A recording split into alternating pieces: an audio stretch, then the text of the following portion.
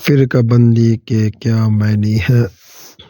سوال: آپ اپنی جماعت کے لوگوں کو سختی کے ساتھ فرقہ بندی سے منع کرتے ہیں۔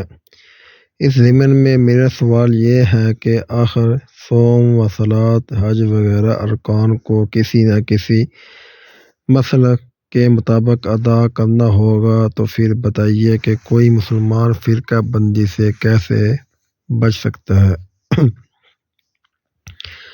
میرا اپنا یہ خیال ہے کہ بموجب آپ کی رائے کے قرآن و حدیث کے موافق جو مسئلہ ملے اس پر عمل کیا جائے، بجز اہل حدیث کے کسی فرقے کے ہاں جملہ جزیات میں قرآن و حدیث سے مطابقت نہیں پائی جاتی۔ بس میں نے فی الجملہ مسلک اہل حدیث کو اپنے لیے پسند کیا ہے، پھر کیا میں بھی فرقہ بندی کے الزام کا مورد ٹھہروں گا؟ جواب: فقہ میں اپنی تحقیق یا کسی عالم کی تحقیق کی پیروی کرتے ہوئے کوئی ایسا طرز عمل اختیار کرنا جس کے لیے شریعت میں گنجائش موجود ہو، فرقہ بندی نہیں ہے، اور نہ ہی اس سے کوئی قباحت واقع ہو سکتی ہے۔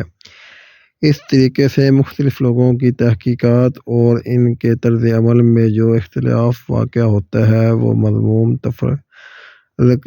اختلاف نہیں، جس کی برائی قرآن مجید میں بیان ہوئی ہے۔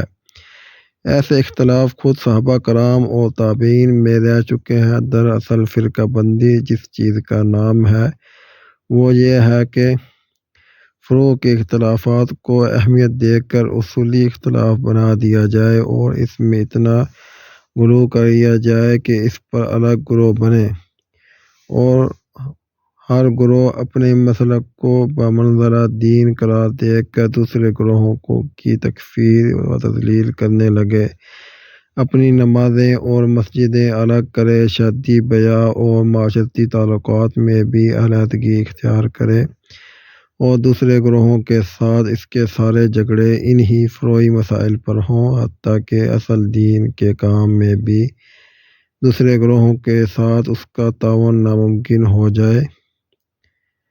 اس قسم کی فرقہ بندی اگر پیدا نہ ہو اور فروع کو صرف فروع کی حیثیت ہی میں رہنے دیا جائے تو مسائل فقہ میں مختلف مسلکوں کے لوگ اپنے اپنے طریقے پر عمل کرتے ہوئے ایک ساتھ اسلامی نظام جماعت میں منسلک رہ سکتے ہیں۔ سید ابو الاعلیٰ مودودی۔ میرے چینل کو سبسکرائب کیجیے۔ اگر ویڈیو پسند آئی ہو تو آپ کا میزبان رانا محمد شعیب۔